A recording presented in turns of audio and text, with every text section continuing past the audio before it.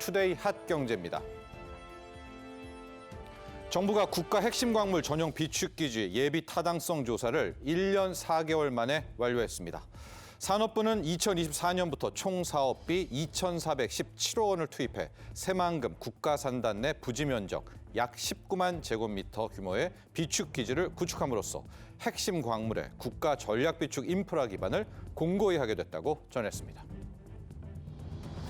전기차 시장 성장 둔화 국면에서도 올해 글로벌 전기차 배터리 사용량은 꾸준히 증가세를 이어가는 것으로 조사됐습니다.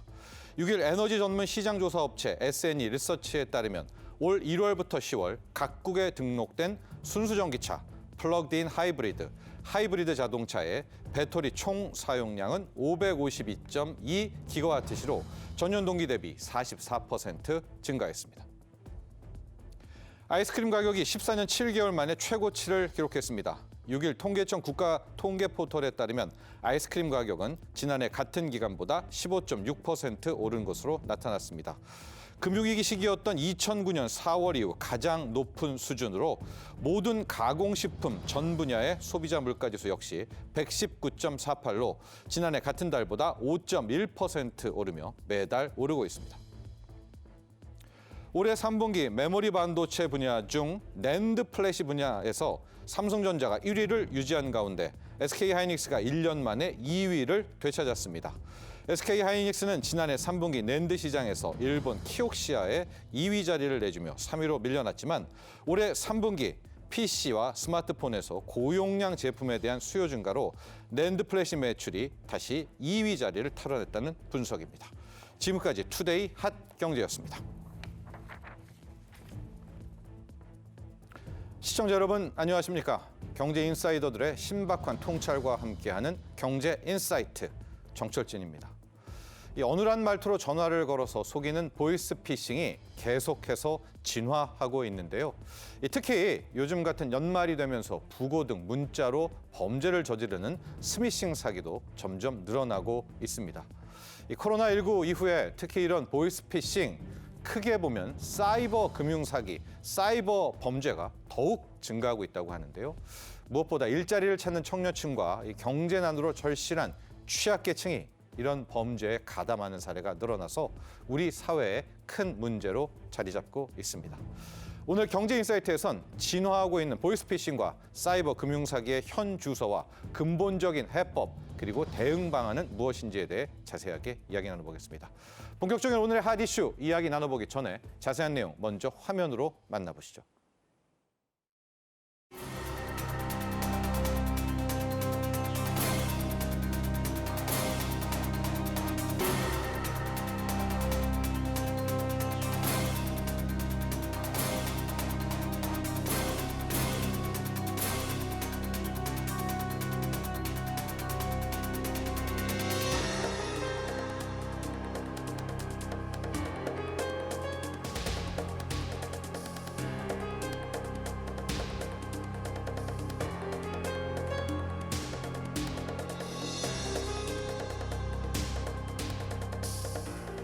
보이스피싱은 이제 남녀노소 누구라도 피해자가 될 수 있는 대표적인 민생 범죄가 되었습니다. 보이스피싱은 개인의 재산을 빼앗으며 고통과 상처를 남기고 사회적 불신까지 초래하는 악성 범죄 그 자체입니다.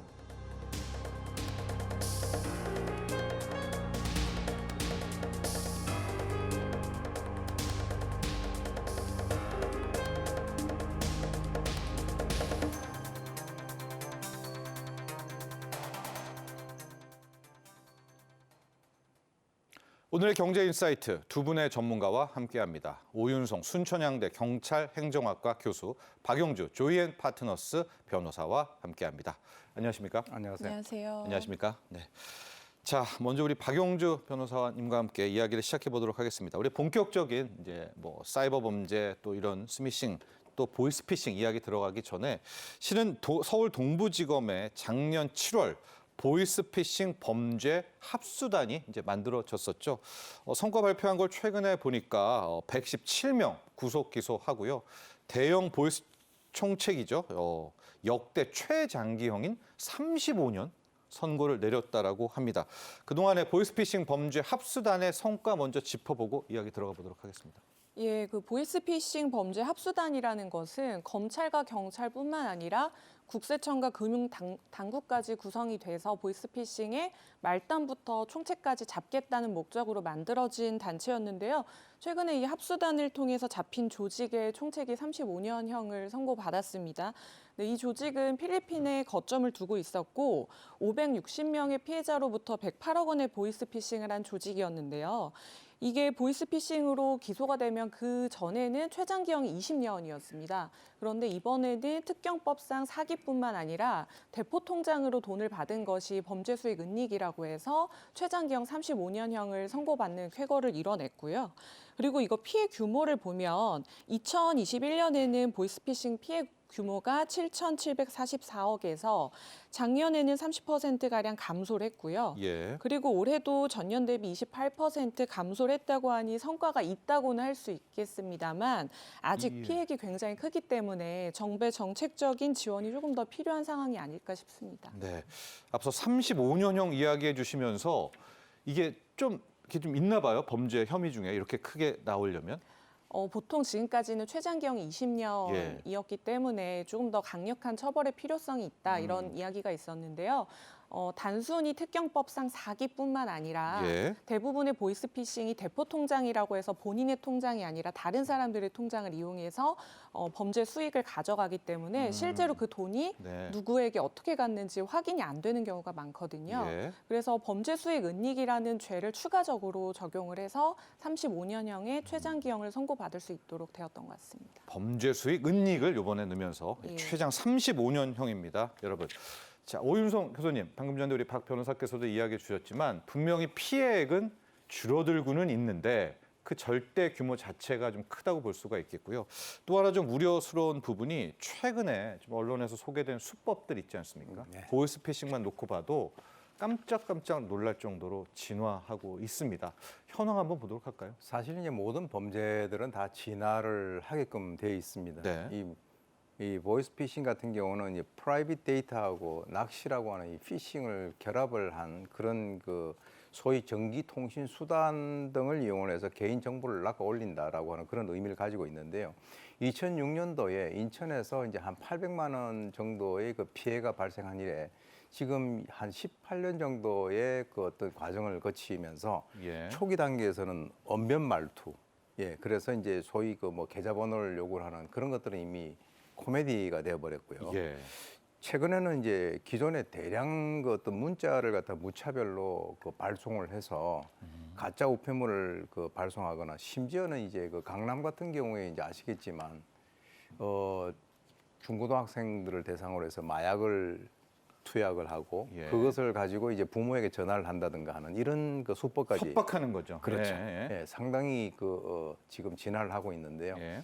통상적으로 이제 지금 이걸 갖다가 1, 2, 3세대로 우리가 구분을 해 본다면 통상 1세대를 우리가 계좌 이체를 이용을 해서 뭔가 어떤 범행을 한다라고 한다면 예. 2단계 같은 경우, 2세대 같은 경우는 이 피해자들에게 대출 사기에 연루가 됐다라고 속이고 수사기관을 사칭을 해서 현금을 뽑아서 이제 수거책에게 전달하는 그런 방식, 즉 대면 범죄 형식으로 이루어졌고요. 예. 그리고 이제 3세대 같은 경우는 몸캠 피싱이라든가 코인 투자 사기라든가 또는 다른 범죄하고 이게 2세대가 결합을 한 그런 그 형태를 보이고 있는데 네. 실제로 이제 가상자산이라든가 이 상품권 그리고 이제 간편 송금을 이용한 그런 수법을 이용을 해서 이 사실 이제 복잡한 금융 결제 방식을 최대한도로 악용을 하는 그런 사항인데 향후에는 이것뿐만 아니라 인공지능을 이용을 한 그 딥페이크 딥보이스 기술도 이용될 것으로 그렇게 예상이 되고 있습니다. 예, 저도 좀 궁금했던 게 그 딥보이스 부분이었었는데 교수님도 역시 거기에 대한 우려를 하고 계시는군요. 그렇습니다. 예. 자, 앞서 우리 교수님께서도 이야기해 주셨지만 보이스피싱 범죄의 뭐 역사 이렇게 표현하면 좀 너무나 그렇지만 18년이나 벌써 그렇죠. 됐습니다. 그러니까 범죄 수법도 굉장히 진화를 했는데요. 특히 보이스피싱 조직을 좀 보면 마치 마약 조직처럼 이게 점조직화 돼 있다고 들었거든요. 그러니까 뭐 상선이 있겠고요. 그렇죠? 그다음에 총책이 있겠고 관리책, 마지막에 현금 수거책. 그야말로 완전한 이 점조직이어서 누가 누군지도 모른다.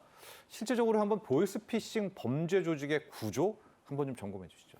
이제 사실 이제 아까 말씀드린 대로 이 보이스피싱의 형태가 너무 다양하기 때문에 네. 일률적으로 이제 어떤 조직이다라고 우리가 정의를 하기는 쉽지는 않습니다. 그렇지만 이제 대표적으로 예. 실제로 이제 보게 되면은 이제 총책이 있고요. 예. 그 총책의 지휘하에서 역할을 분담해서 일사불란하게 가동을 하는 그런 모습을 보이고 있는데 예. 이게 이제 단계별로는 범행 준비 단계, 기망 단계, 그리고 탈취 단계 등으로 이 역할을 나눠서 아까 말씀하신 대로 이 점조직 형태로 이루어지고 있기 때문에 예. 실제로 사실 한 사람을 검거를 한다 하더라도 이것을 전부 다 연결해서 일망타진하는 것이 거의 불가능한 그런 상태가 되겠고요. 네.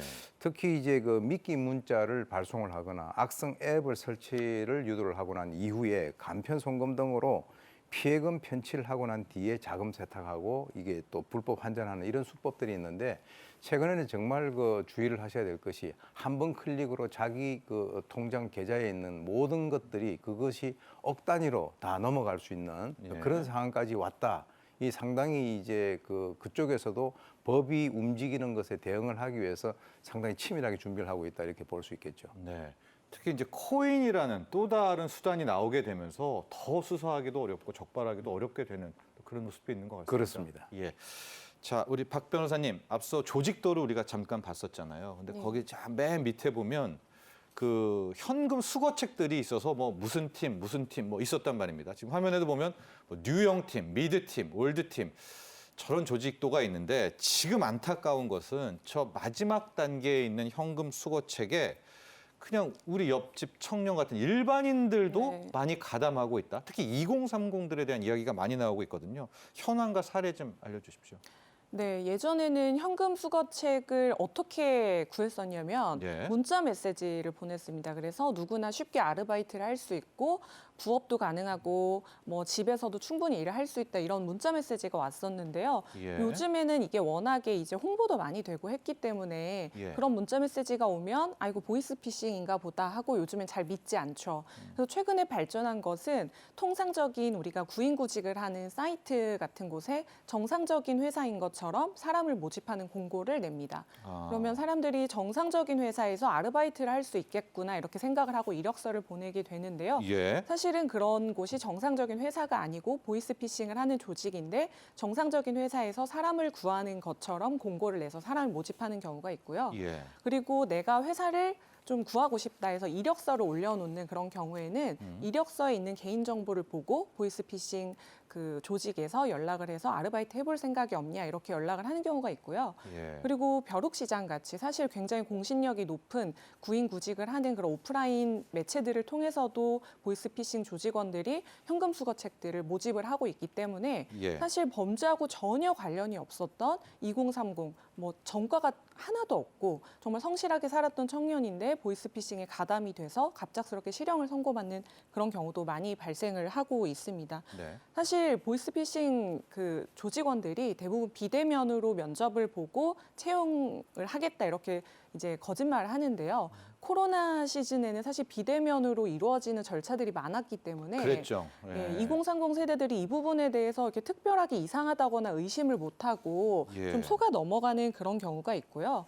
그리고 보통 이런 일을 이제 해야 된다라고 했을 때 뭐 심부름센터의 일이라고 하거나 네. 혹은 이게 대출해줬던 돈을 돌려받는 일인데 지나치게 고액의 이자를 받아서 사람들 우리한테 좀 안 좋은 감정이 있어서 대신해서 좀 돈을 받아오는 일만 해줬으면 좋겠다. 예. 이런 식으로 설명을 해서 2030 세대들이 보이스피싱이라는 생각을 못하고 아 단순히 내가 돈을 받아서 전달만 하면 되는 일이구나 하고 이렇게 속아 넘어가는 그런 경우가 많이 있습니다. 예. 실제 사례를 지금 두 가지 정도를 소개해 주셨는데 뭐 이야기해 주셨지만 변호사님께서 그냥 일반적인 구직 사이트에 예. 아르바이트생을 구하는 경우.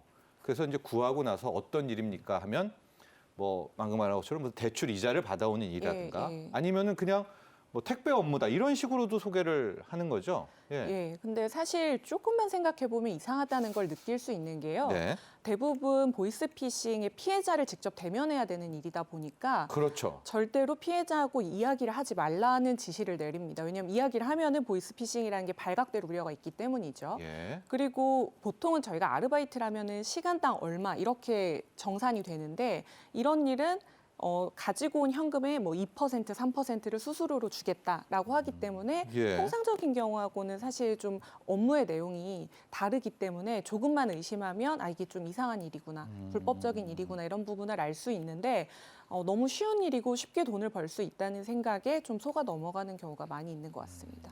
건당 2%에서 뭐 예. 5%. 그러니까 많이 받을 경우에는 30만 원 이상도 받게 되니까 예. 2030들이 이제 쉽게 또 여기에 빠지게 된다라는 건데요. 자, 우리 오윤성 교수님 관련한 사례들도 많이 알고 계실 것 같은데 실질적으로 2030들이 많이 이런 현금 수거책이라든가 보이스피싱 말단 조직에 이제 알고도 빠져들고 모르고 빠져드는 건 저희가 조금 있다가 이제 범죄 처벌과 함께 좀 법리 논쟁을 좀 해보려고 하는데 네. 상당히 심각한 수준입니까 지금?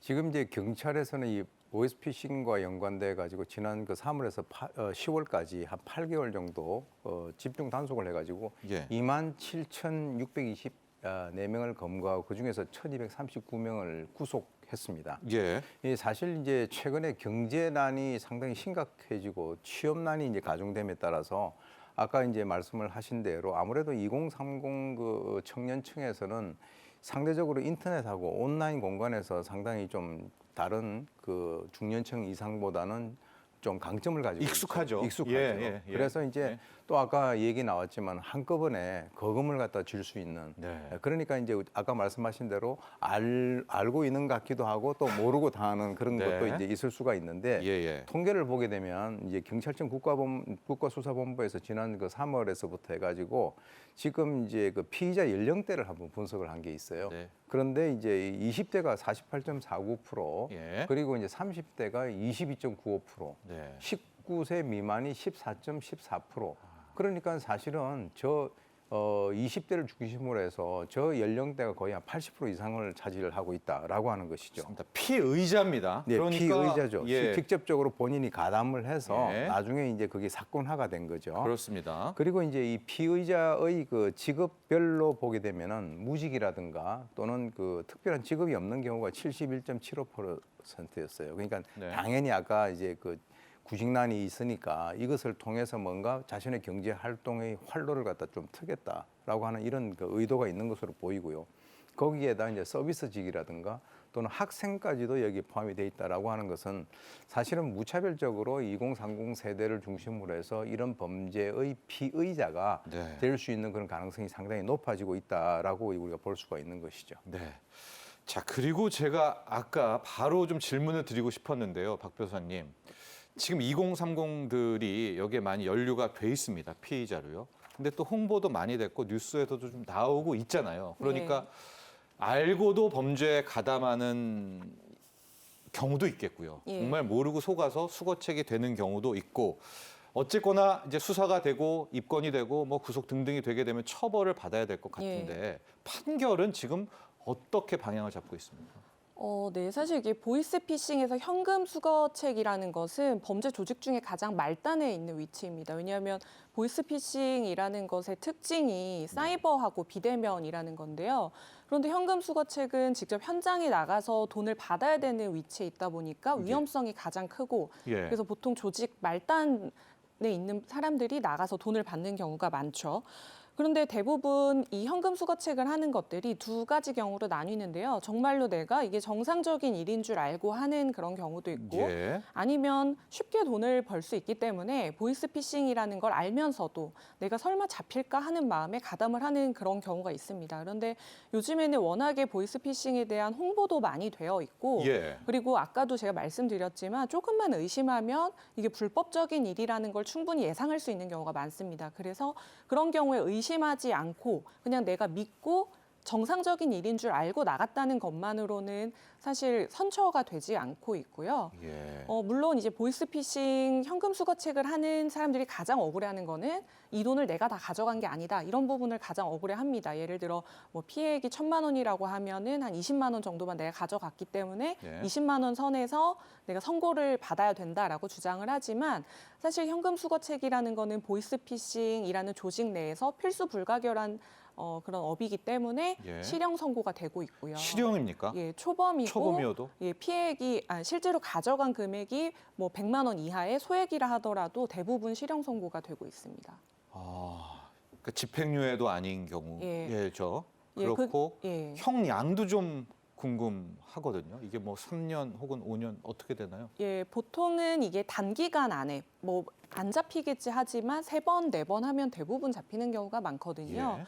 그래서 단기 실형이라고 한다 하더라도 뭐 10월, 1년 이 정도는 나오고요. 예. 정말로 그 가담의 횟수와 기간이 길면 2년, 3년까지도 나오는 경우가 있습니다. 근데 이렇게 하는 이유가 예. 이게 사실은 그 범죄 조직의 가장 윗선을 잡아야 되는데 윗선을 잡는 게 현실적으로 어렵기 때문에 예. 좀 말단이라도 강력하게 처벌을 하면 어쨌든 현금 수거책만 없으면 보이스피싱 피해가 줄어들 수 있기 때문에 예. 좀 정책적인 고려에서 초범이라 하더라도 이렇게 강력하게 선고를 내리고 있는 것으로 보입니다.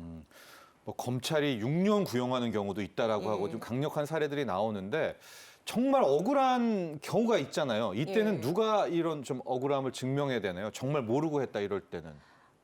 대부분은 사실은 아까 말씀드린 예. 것처럼 일반적인 경우하고 다른 식으로 업무를 진행하기 때문에 본인이 내가 예. 억울하다는 점을 좀 입증을 해야 되는데요. 예. 근데 실제로 최근에 무죄가 나왔던 사례를 보면 예.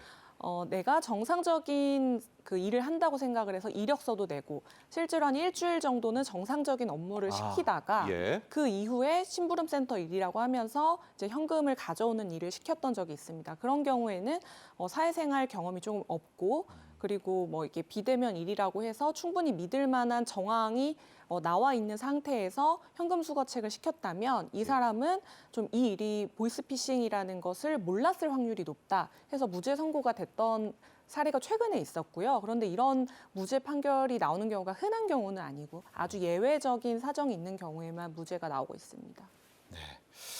자, 이렇게요. 보이스피싱 범죄 자체도 문제지만요. 자기도 모르게, 나도 모르게 범죄에 가담하게 되는 경우가 있어서 정말 각별한 유의와 또 조심이 필요합니다. 자, 그런데요. 저희가 이제는 좀 범위를 넓혀 보도록 하겠습니다. 최근 보면 보이스피싱뿐만이 아니라 사이버 공간에서 발생하는 사기, 금융 범죄도 또 더욱 다양해지고 진화되고 그래서 피해도 커지고 있습니다. 자, 준비된 영상 보시고 난 후에요. 이젠 좀 더 이야기를 넓혀서 사이버 범죄에 대한 이야기까지 한번 나눠보도록 하겠습니다.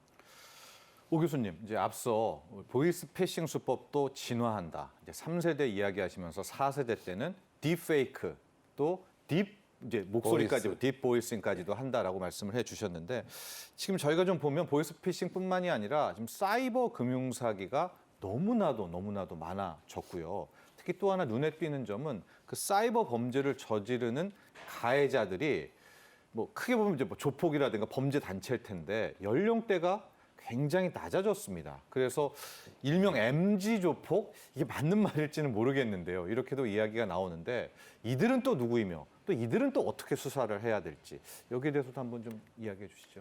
사실 이제 최근에 조직 폭력과 연관돼서 상당히 좀 특이한 그런 그 추세들이 감지가 되고 있죠. 아까 예. 말씀하신 대로 이제 MZ 세대라고 하는 것은 주로 이제 우리가 지금 현재 10대에서 20대 정도 예. 그렇게 우리가 보고 있는데 이 조직 폭력배들의 그 어떤 그 트렌드, 즉 경향을 우리가 보게 된다면 1990년도 이전까지는 주로 이제 소위 얘기해서 그 상가라든지 또는 네. 시장통이라든가 이런 데다가 돈을 갈취하는 아. 그야말로 그대로 말씀드리면은 뭐 예. 룸사롱 이런 걸 중심으로 이루어지는 그 소위 깡패, 그 아주 전형적인 깡패 형태를 띄었어요. 그러니까 보호비 뭐 이런 거죠. 그렇죠. 예, 예, 보호하고 네. 그다음에 옆에서 이제 그 자기가 좀 뭔가 커버를 해주는 그 대가를 갖다 받는 그런 것이었죠.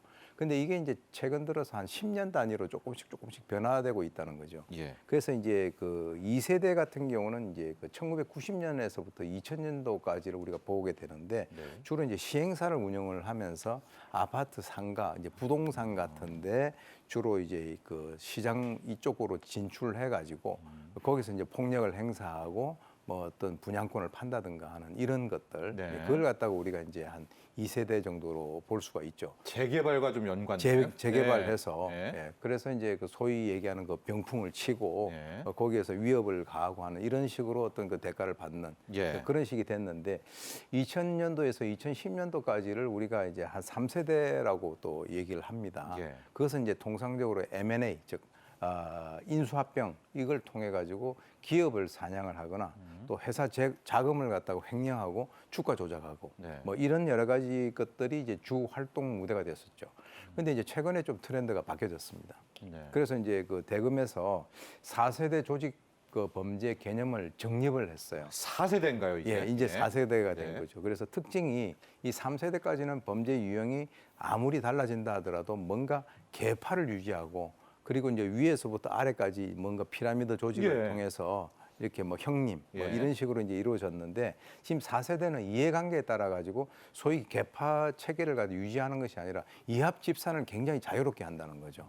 그것은 뭐냐면 상당히 그 이 MZ 세대의 특징이 머리 회전이 빠르고 그리고 이익에 따라 가지고 순간 판단을 갖다 함으로써 이 권위적인 어떤 수직 체계보다는 어떤 수평적으로 협업하는 이런 체계로 이제 움직이고 있다라고 하는 것이고요. 예. 이와 연관돼서 이제 다양한 어떤 수법들이 이제 결합이 되고 있는데 예컨대 이 보이스피싱이라든가 온라인 도박 그리고 이제 전세 사기, 불법 사채, 코인 사기 아까 말씀하신 예. 대로 그런 이제 불법적인 그 방법들하고 결합이 된 상태에서 이 MZ 조폭들이 거기에 직접적으로 가담을 하고 또 거기에서 이 어떻게 보면은 영역이라든가 이 조직의 어떤 구분이 없는 상태에서 닥치는 대로 이익이 되는 것은 전부 다 손을 대는 예. 이런 식으로 지금 이제 변화를 보이고 있다라고 하는 네. 것이죠.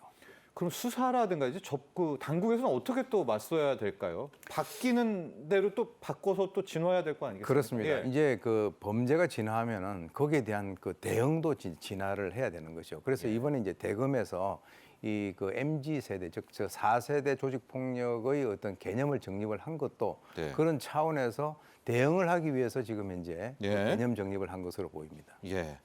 그래서 뭐 원스톱 서비스도 이제 얘기가 나오면서 실질적으로 당국에서도 상당히 좀 많은 빠르게 발빠르게 예, 대처를 발빠르게 하고 좀 있죠. 조직 변환도 꾀하고 있다라고 합니다. 자, 관련해서요. 우리 박 변호사님. 앞서 이제 진화한다. 그러니까 보이스피싱을 벗어나서 뭐 온라인 도박, 스미싱, 뭐 로맨스 스캠 여러 가지로 지금 사이버 범죄들이 펼쳐지고 있는데 먼저 저희가 스미싱 범죄 한번 살펴보도록 하겠습니다. 스미싱 많이 이제 우리도 당할 수가 있는 가장 그렇죠 최첨단에 예. 있는 또 범죄 아니겠습니까? 네. 예, 스미싱이라는 게 이제 문자로 낚시를 한다라는 뜻인 만큼 휴대폰을 많이 보는 세대일수록 좀 당할 확률이 높은 범죄 중에 하나입니다. 최근에는 결혼식 문자나 혹은 부고 문자, 건강검진 문자 같은 것들을 보내서 예. 내가 의심조차 하지 않고 클릭을 했을 때 갑자기 휴대폰이 해킹이 되고 돈이 빠져나가는 그런 피해 사례를 많이 볼 수가 있는데요. 네. 이 방법은 사실 최근에 나온 것은 아니고 몇 년 전부터 계속해서 피해가 있었던 방식인데 계속 진화를 하면서 피해자가 꾸준히 나오고 있는 방법인 것 같습니다. 그 최근에 제가 했던 그 사건을 한번 보면은 예. 이게 그 문자 메시지에 있는 URL 링크를 클릭만 했는데 예. 그 은행에 있던 돈이 다 빠져나간 것 더불어서 이제 비대면으로 대출이 가능한 은행에서 대출까지 다 이루어져서 돈이 빠져나갔던 경우가 있었습니다. 한 번의 클릭으로요? 예, 한 번의 클릭으로 해킹 프로그램이 설치가 되면서 예. 개인정보가 다 빠져나가서 그렇게 됐던 것 같은데요. 예. 이 경우에 1시간도 안 되는 시간에 억대의 피해가 발생했었기 때문에 더더욱이 이 링크를 클릭을 할 때 누가 보낸 건지 반드시 확인을 하고 좀 클릭할 필요성이 있다고 보이고요. 예. 특히나 이제 현금을 가지고 있는 그 금액이 높을 경우 피해 액수가 더 커지게 되잖아요. 예. 그러다 보니까 연령대가 좀 뭐 어린 연령대보다는 뭐 노후 자금 같은 게 충분히 있는 50대 이상에서 좀 피해액이 크게 나타나는 그런 성향을 보이고 있습니다. 예. 지금 저 문자 오는 것들을 보면 참 다양합니다. 부고도 있고요. 예. 청첩장도 예. 있고 또 작년 연말 같은 경우에 택배 뭐 잘못 아, 왔다 예, 찾아가라는 그렇죠. 그런 예, 문자들도 예. 이제 형태들이 계속 진화됐기 때문에 또 이제 어떤 내용일지도 또 진화할 수도 있겠네요. 저런 문자 메시지들이. 예, 그래서 사실 뭐 이런 것들을 일일이 우리가 확인하고 체크하기에는 계속해서 범죄 방법이 발전하고 있다 보니까 예. 최대한 모르는 사람이 보낸 문자 메시지에 있는 URL 링크는 클릭하지 않는 식으로 대처를 하시는 게 좋을 것 같고 예. 그리고 해킹 방지 프로그램 같은 게 휴대폰에 설치가 되어 있으면 그렇습니다. 이게 설치가 되다가 또 중단이 된다고 하니까 그런 프로그램들도 미리 설치를 해두시면 도움이 되지 않을까 싶습니다. 예. 오 교수님, 저희가 스미싱 이야기 계속하고 있는데요. 최근에 정말 이게 수법이 진화한 것 같아요. 보통 클릭을 하면 뭐가 깔리고 또 몇 번 본인이 관련한 사항들을 입력을 해야 이제 피해가 발생하고 그럴 텐데 최근 같은 경우에 그냥 한 번에 클릭으로 저렇게 된다면 어떻게 해야 됩니까? 누른 다음에는 끝인가요? 뭐 어떻게 발빠르게 대응을 사실 해야 아까 될까요? 말씀하신 대로 누르지 않는 게 제일 좋은 방법인데, 근데 네. 사실 이제 사람이라는 게 그게 뭔가 자기와 연관된 그런 그 뭐 URL이 온다고 한다면 예. 본인이 뭔가를 확인하겠다라고 하는 그 욕구를 자극을 하는 것이거든요. 예. 이게 소위 이제 최근에는 단건 피해액이 급증하고 있습니다. 한 건으로 수억 원씩 날아간다는 거죠. 아, 그러니까 예. 이제 개인 정보를 딱 누르는 그 아까 지게 이제 그 자기 계좌에서 빠져나가는 것도 있고, 일단 누르면 개인 정보가 싹 다 유출되고요. 예. 그 유출된 것을 가지고 그 사람 피해자 명의로 휴대폰을 개설을 해요. 그리고 난 뒤에 대출을 받아버려요. 대출을 받아버리는군요. 예. 그러니까 이제 뭐 본인은 전혀 그걸 갖다가 알지 못한 그런 상태에서 이제 그렇게 되는데, 실제로 이제 일단 스매싱 사기 피해에서 우리가 좀 주의를 하셔야 될 것은 예. 일단 눌렀다 그러면은 신용카드 계좌를 갖다 바로 정지를 해야 됩니다. 네. 그게 이제 손빠르게 이제 그 해야 되겠죠. 그리고 알아차렸다면 바로 초기화를 시키거나 그 의심되는 앱을 제거를 해야 됩니다. 예. 이와 연관돼 가지고 실제로 이제 피해 신고 같은 경우는 경찰청에, 그리고 이제 지급 정지는 금융감독원, 예. 그리고 이제 스팸 차단 같은 경우는 한국인터넷진흥원에다가 바로 이제 전화를 갖다가 하셔야 되기 때문에, 실제로 이제 그것이 과연 그렇게 손빠르게 대처를 한다라고 해가지고 돈이 예. 빠져나가지 않을 가능성, 이것에 대해서는 그 상대가 또 어떤 상대인가에 따라서 예. 그 어떤 피해 규모라든가 액수라든가 이런 것들이 좀 좌우된다라고 하는 것을 꼭 명심을 하실 필요가 있다는 거죠. 네. 지금 이제 수칙도 나오고요. 대응 방법도 나오고는 있는데 방금도 교수님께서 이야기를 해 주셨지만 일단 저렇게 한다고 해서 완벽하게 사후 처리라든가 보호가 되는 것은 아닙니다. 그렇죠. 그러니까 애당초 안 누르는 것이 가장 좋은 예방법이다라는 것을 말씀을 해드리고요. 박 변호사님, 또 하나 이 사이버 범죄, 요즘에 언론에 많이 나오는 관련한 사기 범죄가 로맨스 스캠. 예. 이것도 아마 디지털 기술 개발과 함께 또 발빠르게 커지고 있고, 특히 이제 AI까지 요즘에 나오게 예. 된다면 더 이 로맨스 스캠이라는 이 범죄는 커질 수밖에 없는데요. 최근 6년간 피해액 국내에서만 140억입니다. 올해만 벌써 50억 가까이 육박을 하고 있습니다. 로맨스 스캠 범죄에 대한 개요도 좀 설명해 주시고요. 이거는 오히려 보이스피싱과 다르게 좀 늘어나고 있는 추세라고 하죠. 그 이유도 좀 궁금합니다. 예, 로맨스 스캠이라는 게 이제 온라인 채팅 사이트 등을 통해서 알게 된 낯선이지만 어쨌든 친분을 쌓고 신뢰관계를 형성하면서 연인관계 유사할 정도의 이제 친분을 쌓고 난 이후에 돈을 요구하는 방식인데요. 네. 사실 이런 경우에 상대방의 외모도 수려한 경우가 많고 직업도 좋은 경우가 많기 때문에 예. 쉽게 마음을 주고 신뢰를 쌓게 되는 그런 경우가 많습니다. 그런데 사실 그 공간 안에서 본 상대방의 프로필은 대부분 도용이 된 거짓 프로필인 경우가 많이 있고요. 그리고 AI 기능을 이용해서 좀 얼굴을 합성해서 예. 다른 사람의 얼굴을 마치 자신의 얼굴인 것처럼 도용하는 그런 경우도 있습니다.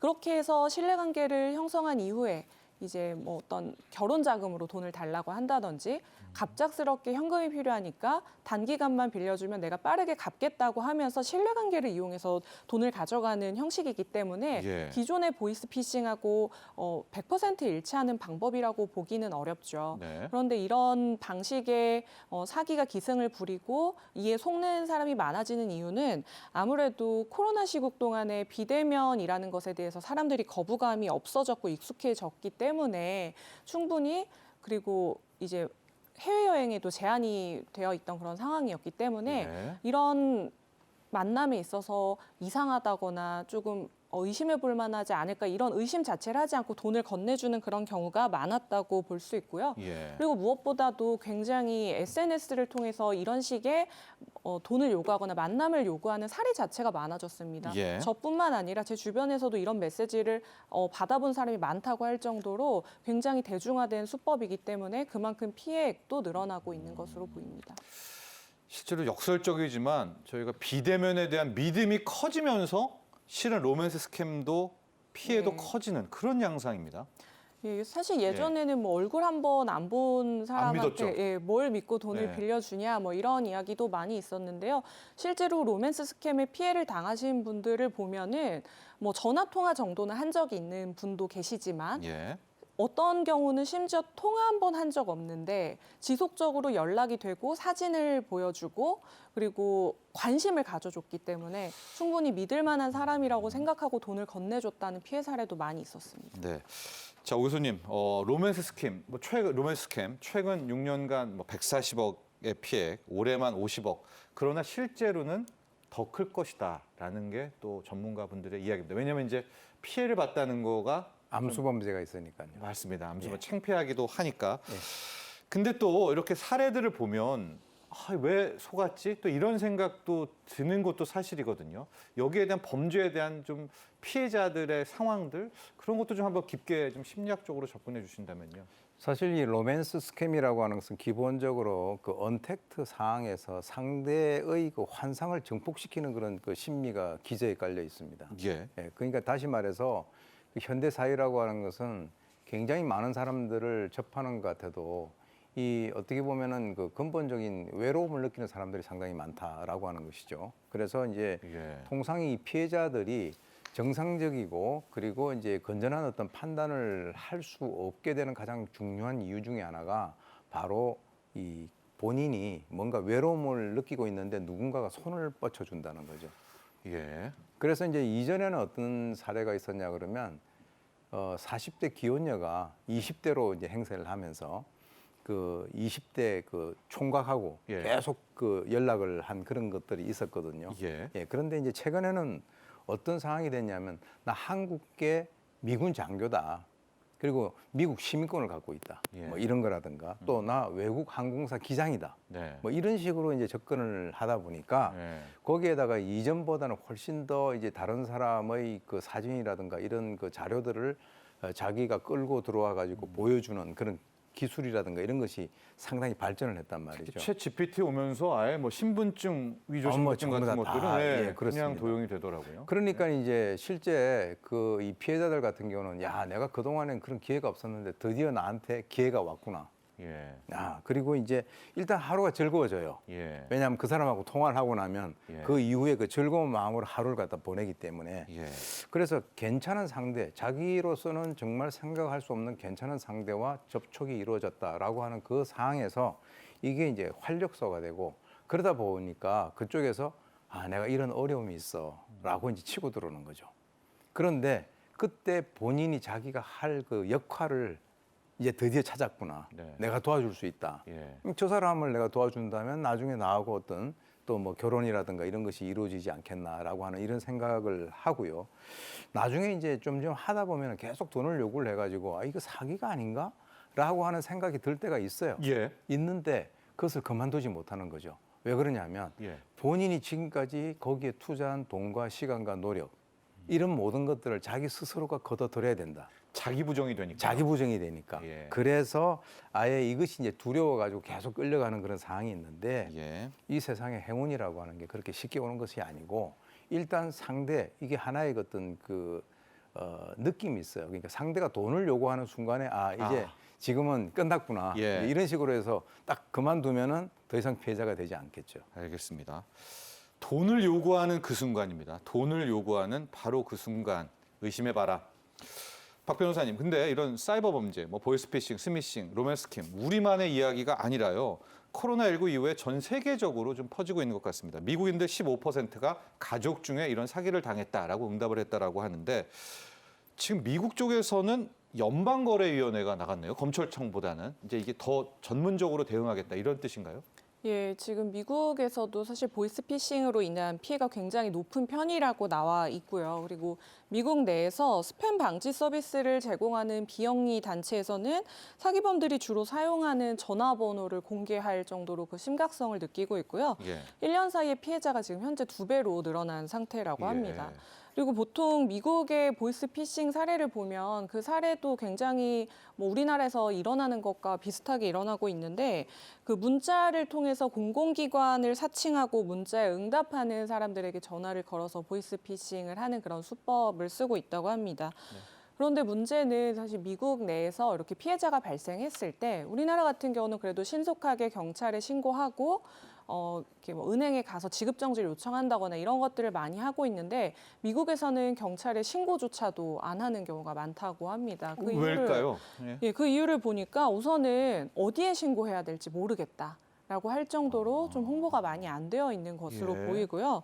그리고 이렇게 뭐 소액의 금액을 사기를 당했다고 하는 경우에는 굳이 신고하지 않거나 혹은 애초에 내가 신고를 한다 하더라도 이 금액을 돌려받을 가능성이 없다는 걸 알고 있기 때문에 신고 자체를 좀 포기해버리는 경우도 있어서 예. 지금 국가적인 차원에서 이렇게 홍보를 하고 좀 방지를 하기 위해서 노력을 하고 있는 것으로 보입니다. 그래서 오히려 저 FTC로 연방거래위원회로 아예 그곳을 좀 단일화하는 그런 측면도 있는 것 같네요. 예, 그렇습니다.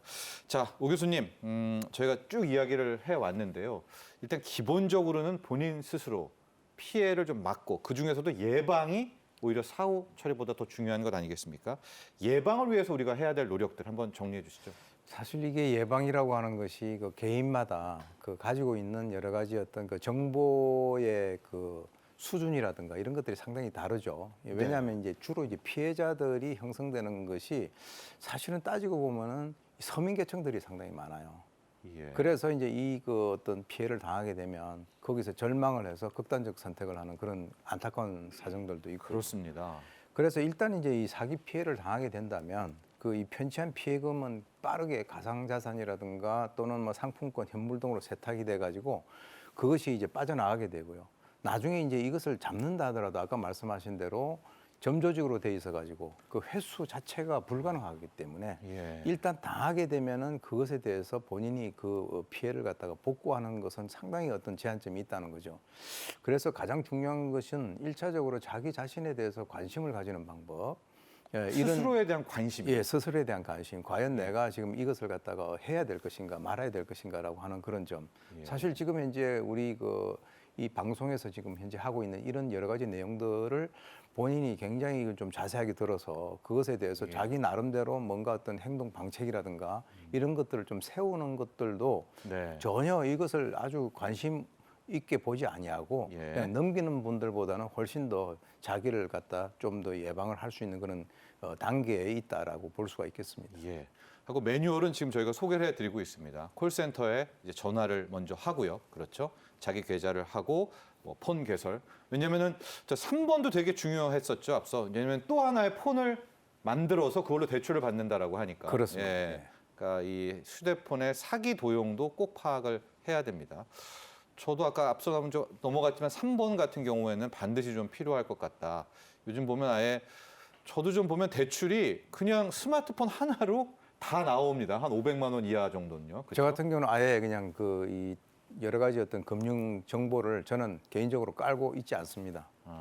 예. 그게 좀 불편하긴 하지만 예. 이게 잘못 눌러가지고 가지고 있는 예금액이 다 인출되는 것보다는 네. 그것이 전 낫다라고 본인이 판단하기 때문에. 네. 근데 사실은 저 같은 경우는 별로 없고 네. 많은 분들이 이 휴대폰 하나 가지고 모든 걸 해결하는 그런 상황이잖아요. 그렇습니다. 자, 이제 정리해 보도록 하겠습니다. 박 변호사님, 앞서 미국 같은 경우에 이제 창구 단일화, FTC라는 연방거래위원회가 이런 사이버 범죄들을 총괄하고 있기도 한데요. 마지막 저희가 정리는 이제 민간 차원에서의 개인 차원에서의 대응도 있지만 당국과 정부는 또 어떤 식으로 좀 해줬을까라는 것도 함께 좀 이야기해 주시면서 오늘 총평해 주시기 바랍니다.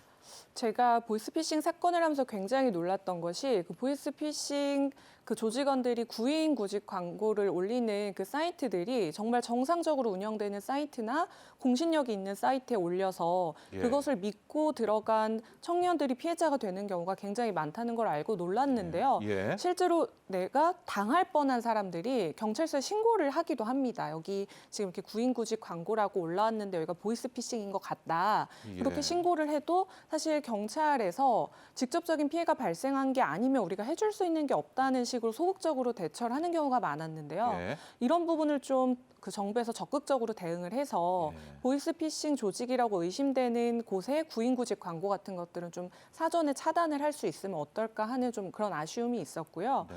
그리고 보이스피싱 피해자들이 보통 송금을 할 때 뭐 거래가 몇 년 동안 없었던 계좌에 여러 번에 걸쳐서 돈을 입금을 하는 그런 그렇죠. 경우가 있잖아요. 예, 예. 그런데 그 사이에 한 번이라도 뭐 직접 은행원하고 통화를 해서 내용을 확인한다거나 이런 절차가 추가가 되면 그 사이에 보이스피싱 조직원들이 사실 계속 전화를 잡고 입금을 해야 된다라고 하면서 그 기망 행위를 유지를 예. 하고 있거든요. 그런데 은행에서 전화 오는 걸 받아야 되니까 그 순간에 보이스피싱 조직원들과 전화가 끊어지게 되잖아요. 예. 그렇게 되면 추가적인 피해를 좀 막을 수 있는 경우가 있는데 이런 절차적인 부분들이 보완이 되지 않아서 예. 피해액이 좀 늘어나는 경우들을 많이 봤습니다. 그래서 이런 부분은 금융당국과 좀 협조가 돼서 좀 추가적인 절차들이 더 많이 늘어나면 좀 피해액을 줄일 수 있지 않을까 하는 그런 아쉬움이 좀 있었습니다. 그러게요. 아예 은행도 이걸 매뉴얼로요. 예. 법은 아니지만은 일종의 좀 법 규정도까지는 해놓는다면 예. 상당 부분 이 피해를 막을 수 있겠다. 자, 오 교수님, 저희가 마지막으로 개인의 뭐 특히 당국의 대응 어떤 식으로 좀 해줬으면 좋겠다 이런 총평 좀 해주시죠. 실제로 이제 사실 이 보이스피싱이라고 하더라도 피해 유형이라든가 범죄 수법 같은 경우는 너무 다양합니다. 네. 너무 다양하기 때문에 정부에서는 뭐 제가 좀 말씀드리고 싶은 것은 피해자 유형들을 좀 분석을 해서 유형. 이게 뭐 예. 직업이라든가 또는 연령, 성별 그리고 뭐 이런 여러 가지 것들을 중심으로 해가지고 사실 이것은 끊임없이 거기에 대해서 홍보 대책을 그 국민들에게 알려줘야 되는 거죠. 예. 그래서 사실 이제 이게 본인이 피해를 당하지 않는 사람 입장에서는 별로 이제 관심이 없고 나하고는 상관이 없다라고 생각할지 모르지만 만약에 이 피해를 한번 당하면 그야말로 치명타거든요. 네. 그렇기 때문에 이제 사실 이번 방송을 통해서도 많은 그 시청자들이 저런 식으로 대처를 해야 되겠다라고 본인이 이제 생각을 하시는 그 자체가 바로 국가에서 뭔가 어떤 그 메시지를 갖다 주는 그런 굉장히 중요한 계기라고 봅니다. 네. 자, 연말입니다. 아마도 연말 관련해서 또 각종 문자들이 많이 올 것도 같아요. 오늘 이 방송 보신 시청자분들 최소한 문자 왔을 때 모르는 문자에 있는 그 URL은 클릭하지 않는 또 그런 대응부터 시작하면 좋을 것 같습니다. 자, 오늘 긴 시간 함께해 주신 두 분 감사합니다. 경제인사이트 오늘 준비한 소식은 여기까지입니다. 하루가 다르게 오르는 물가 때문에 장보기가 겁난다. 이렇게 호소하시는 분들 많습니다. 정확한 수치로도 증명이 됐는데요. 올해 3분기 전체 가구의 가처분 소득이 3.1% 늘어난 것에 비해서 가공식품과 외식 물가의 상승률 각각 6.3%, 또 5.4% 증가했다고 합니다. 거의 2배 수준으로 물가는 더 오른 건데요. 사정이 이렇다 보니까 아끼고 또 아끼는 것만이 고물가 시대에 살아남을 수 있는 방법이라고 합니다. 자, 다음 이 시간 경제인사이트에선 앞으로 물가 전망과 함께 고물가 시대에서 살아남기 위한 다양한 생존법에 대한 이야기 나눠보도록 하겠습니다. 자, 오늘도 함께해 주신 시청자 여러분 감사합니다.